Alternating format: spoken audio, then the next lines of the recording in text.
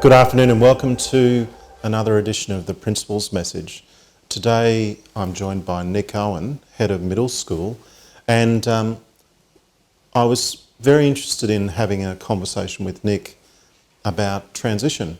You know, we're heading towards the end of the year, and for many of our students, the end of the year moving into the start of the next year is a time of transition.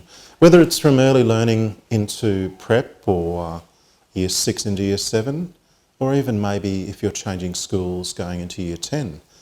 And transition can be sometimes a challenging time for students and also parents.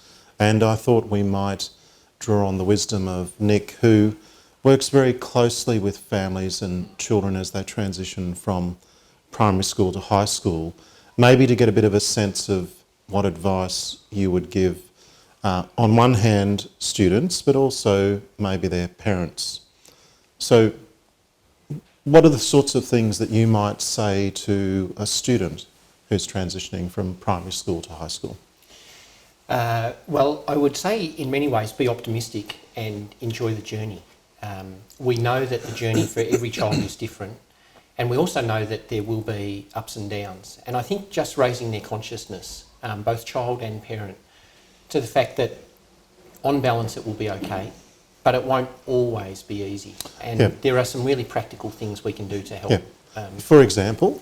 Yeah, well, I think, for example, just becoming familiar with the environment into which you're going. So here at Billanook, for example, students, be it through a school at work tour or a Saturday tour or a tour with myself, the transition days, come to understand the layout of the school, where their locker is, the practical realities of toilets and classrooms. These are things that students often say to me more than anything else. Oh, I'm worried about getting lost, about getting and to I my think, class. you know, as adults, we sometimes forget that things that we think are really little things for us can be really big things for kids. I always know, because I'm working on the buses in the afternoon, getting the right bus home is sometimes an enormous stressor for children, isn't it? Yeah. Will I get the right bus? Will I get off at the right stop? So sometimes it's not forgetting that the little things are important too. Yeah, absolutely. And I mean, the other classic example for us here is locker combinations. It's such an easy skill for them within a couple of days, but you see on the first day they're befuddled, you know, and it's just three numbers in combination, one to the right, one to the left, one to the right. But, you know, we have a really dedicated half lesson. This is your locker, this is your combination, and this is how it works. And it's very easy to forget. And I think also just for our children to be patient with themselves, because you don't have to know everything on day one, do you? That's exactly right. You know, you don't have to know where all the classrooms are and who the teachers are. Absolutely. And you can go very peacefully over a couple of days and take your time. Yeah, absolutely. And I think this is an important storyline for parents as well, that we do have time and we should give ourselves that time. It won't suddenly happen. And to provide a framework for all of us that says we will consciously be moving from a known to an unknown. And with that comes an adventure. And to open ourselves, you know, conceptually to that is really important as well. What about parents? Because you know, you and I both know that sometimes we deal with anxious children, but quite often we're dealing with really anxious parents as well. What advice would you give to parents? How can they best support their child?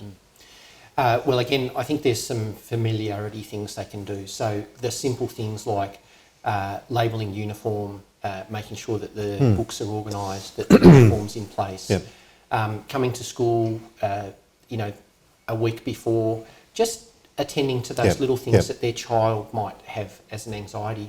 But I think the most important thing for parents is to provide to their child a sense of real security. I mean, this is a time of change. So to provide security in the background on the home front, the reassuring words that a parent has for the child to feel cared for and loved and supported is actually the greatest gift a parent can offer. And look, you know, I think we all know as adults, don't we, that sometimes our own fears and anxieties are transferred onto our children, aren't we? Absolutely. So I think there's also an important part around, as adults, our heart might be beating in our chest, hoping that everything's going to be all right for our child. Yeah.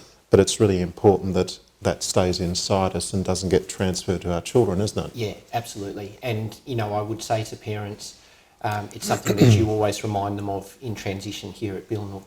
Work with us. Yeah. Work with us. Yeah. Engage in dialogue. If you have concerns, raise them with us. But the other thing is trust us. There's Yeah. a lot of people here, a lot of very experienced staff that have now done 15, 20 years of Year 6 students coming into Year 7. And their understanding of, the child and their needs and the routines and the patterns are really, really strong. And they can trust in that. Yeah, and I think that constructive trust is so important, isn't it? Because when there is that mutual trust, parents are reassured that their children will be cared for and everything will be okay. Yeah. And that's really powerful for kids, isn't it? Yeah, it is, absolutely.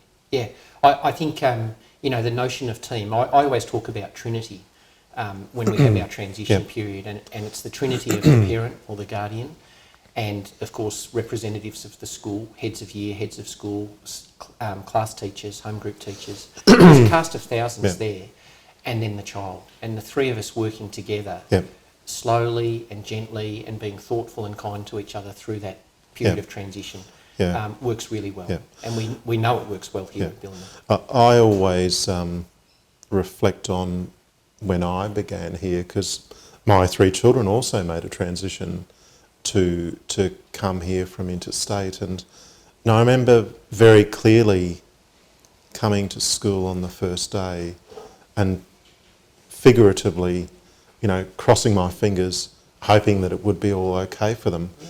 And they were apprehensive. They were unsure of what the new environment was like. But I always remember coming home that first night and just, hoping that they'd have had a reasonable day. And they came home and they were happy, and they'd met some other kids and they'd been to classes, and I think sometimes it's just the unknown, isn't it, that builds that apprehension in our tummy, and then when you're exposed to it, you go, oh, that wasn't as hard as I thought it might have been. Yeah, I think like so many points in all of our lives, the not knowing and the human desire for rigid structure and known, and the thinking that goes with that is what drives something which is in reality a whole lot easier. And I think that's important to remember. I think also sometimes what society has done is construct really negative language around transitions, difficult transitions, hard, changes, difficult. But if we can reshape that narrative for our children to say things that are new are exciting. Absolutely. You don't know what you'll get. And that's really powerful for our children, because the reality is they're going to do lots of transitions through their life, whether they're a student or an adult. They are. And coming up against those transitions and going, well, I'm not 100% sure of what this is going to be, but I'm excited, really builds their capacity as young adults, isn't it, to not be scared of change. Yeah, absolutely. Couldn't agree more, because I think one of the things that I would reflect on is that when I went through school, there were no such things as transition days or orientation. We all just got dropped thrown in. And we're fine, know. Now, I think we always find refinements, and I think we rightly look for those. But this is the conceptual space that I was speaking about, that here's a great opportunity, here's a new adventure, here's a wonderful journey, here's a sense of discovery. And if we can help couch it in those terms, you're right, we prepare people for the reality of change and transition in a whole range of different areas of their life. And statistically, we know this is actually something our children need to be more nimble and more adept at than us. Than our generation. It's okay to be a little bit scared. Because if you're never scared, you never grow. So absolutely. So, transition is such an important part of of our children's lives, but also of ours as adults. And I think what we've been talking about is seeing transition as an incredible opportunity to do something new and exciting and meet new people and go new places. And ultimately, it is about, in this context here, it is about the partnership that we form together with parent, school and child. And in the middle of all of that is an inherent trust that we need to have in each other, that it will be okay, our children will be supported, Yep. our parents will be supported, and if we work together, we'll get the best outcome for our children. Yep. So certainly sage advice, and thanks for that, Nick. Yeah, no and worries. before long, we'll be transitioning our Year 6 students into high school, won't we? Yeah, in the that's click of right. a finger. Yep, absolutely. So that date's coming up for us, Thursday, the 12th of Yeah. September. And I was just thinking that very shortly we meet them for the first time as a whole Yeah. group. Very shortly after that, they start as the class That's of right. Year 7 2020. That's right. And amazingly, that's, all things being equal, the graduating class of 2025. So Yeah, that's exactly there's right. always transitions Yeah, and change that's right. before us. Yeah. So I hope you've enjoyed listening to Nick and the advice that he might offer to you. Things that are new are great. They're wonderful opportunities. And so if you ever have any questions about how you can help your child transition, whether it be at school or outside the school, we're certainly more than happy Absolutely. to support you in that conversation. Absolutely. So thank you very much, and I hope you've enjoyed listening to our thoughts on transition. Thanks very much.